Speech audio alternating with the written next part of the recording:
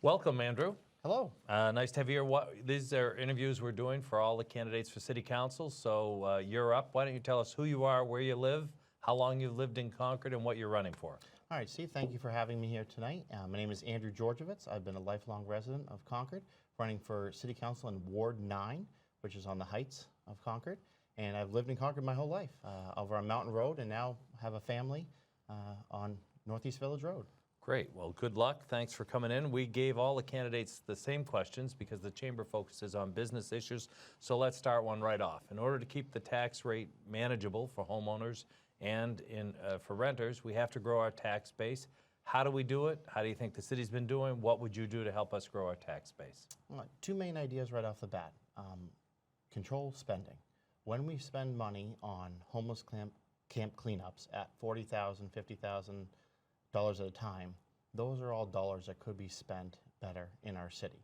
More infrastructure for police and more for fire easily could go to that. Second aspect is... So you wouldn't clean up the camps? Oh, I definitely would clean up the camps. Then who'd pay for it? The people that would pay for it is the people that are trashing it. Again, hold people accountable. The next aspect I would do is we need more commercial development. We've got land in Concord, you being a developer, me knowing some other developers through my current work at Sunbelt Rentals, develop areas. That means going up higher, and that means more density in certain areas. Do you think that'll be enough? I saw one estimate that said we'd need to build about 10 of those brand new Grapponi Mazda auto dealerships that just went up on Manchester Street almost every year. How do we make that kind of growth happen? Again, when we control spending, but also have the aspect of building in different areas of Concord, I think we can see good growth. All right, let's switch to housing. You're talking about growing. There's a lack of affordable housing in New Hampshire. There's a particular lack of affordable and all kinds of housing in Concord. Everybody talks when they run for office, well, we should increase the density, and that's great, but that's 10 to 15% of the cost of building a project. You're in the industry, you know what construction costs are. How would you increase housing in Concord? What would you do?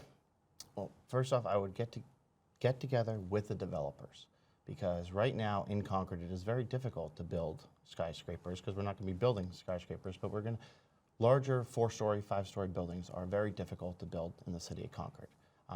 Our historic background of the city makes it more difficult to develop areas, and our planning board sometimes makes it very difficult to get some of these projects through. We've got a failing mall, we've got a Store Street area that all could be developed, and if those areas were developed for affordable housing, we could see an increase in not only tax revenue, but again, help with the housing situation. All right, well, homelessness, as you talk to, and everybody in Concord knows, has become an increasing problem, not only nationally, statewide, but right here in Concord. And while it's wonderful to say we're going to hold a homeless person who has no job accountable to clean up his campsite, that may be a tall order. There have been a lot of groups working on this, and the city now has a social worker with the police department. These issues concern people. There have been lots of stories in the paper. What would you do to try and get a handle or better control on where the camps are and what services we provide to the homeless? What's your thinking there? So an initial thought is just the two types of homeless people, kind of in my perspective. The homeless person that is in truly need of help, that is in need of social services, in need of housing, in need of pretty much everything. And that's where that social worker would come in. And then there's the homeless individual that chooses not to receive any help, even though state and local officials go in and say, how can we help you? And they choose no help at all.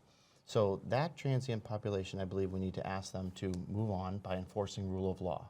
We have signs all over our city, no camping, no camping, no camping. And when we go in to clean out these camps, we say, okay, we have 10 days to move off site. Now that 10 days, there's different workers that come in, social services, how can we help you? But the people that are just not getting help, they are known to the police, they are known, and they need to be held accountable for the actions they're doing that are destroying our city. Well, there have been quite a few court decisions that says you have to let people camp somewhere on public land if you don't provide beds for them. Concord right now can't provide beds for everyone who's homeless. And then there's the argument that if you do house everybody now who's homeless, perhaps more will come in. Yep. So if you build it, they will come. But So you can't ask them not to camp somewhere. They have to be afforded some area. So where would you have people camp? Those folks who don't want services, who just don't want to be housed or helped, where would you direct them? Where would you send them? So right off the bat, I would show them the new housing developments that are being built. Living in a tent or living in the new rail yard development over by Steenbeck, the old Steenbeck and Sons, is going to be that type of housing. We've got the firehouse block. Those are all low rent to no rent. I know an individual living there right now that's paying $25 a month to live there. And going from a tent or a doorstep or just on the street itself, to showing that there are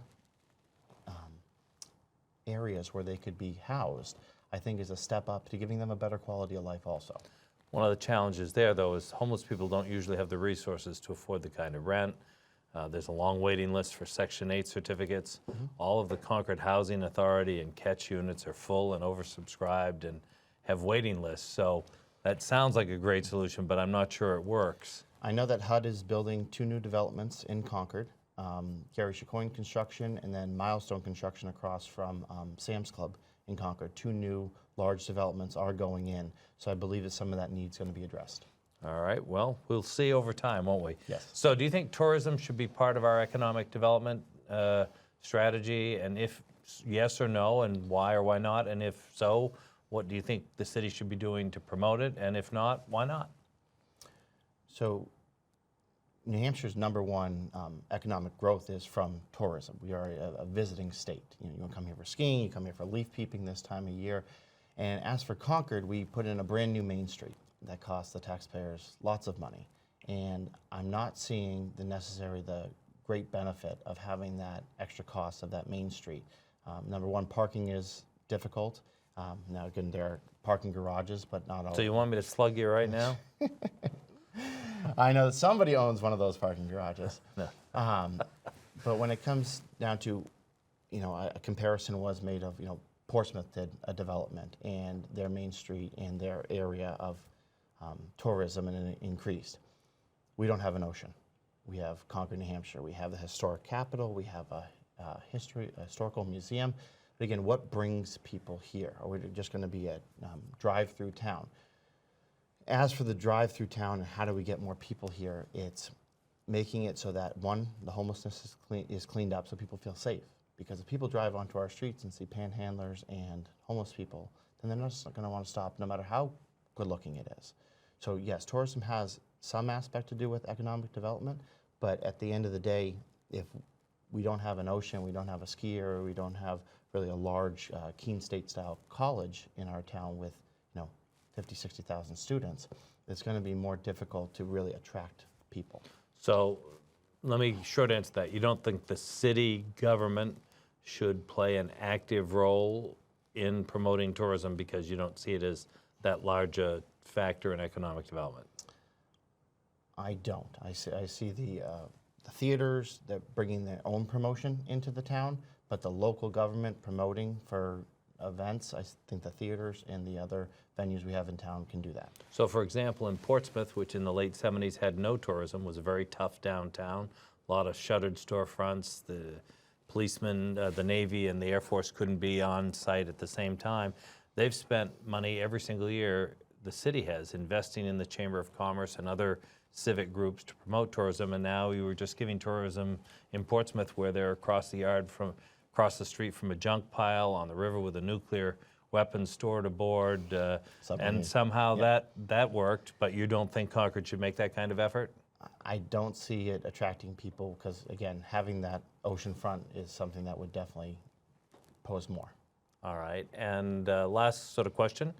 Thousands of cars drive by. You reference that every weekend. You see the traffic jam. Our backside of our city faces the river. It was built to face the sewer, which was the river. Yep. A lot of discussion. Do you think we should do things to change the look from the highway, or is that, if we're again not trying to attract tourism, is that just not important? No, so the whole rail yard area, Store Street area needs to be developed. At the end of the day, again, it is the large homeless camps that were there were cleaned out. The rail yards have been recently cleaned out. We need to develop that area. The historic nature of the Store Street Plaza, again, getting that granite out from the old train station was sold overnight pretty much. And so developing that area more so that people driving through will see us as a vibrant community. Great. Thanks very much. Good Thank luck in you. your campaign. Thank you, sir.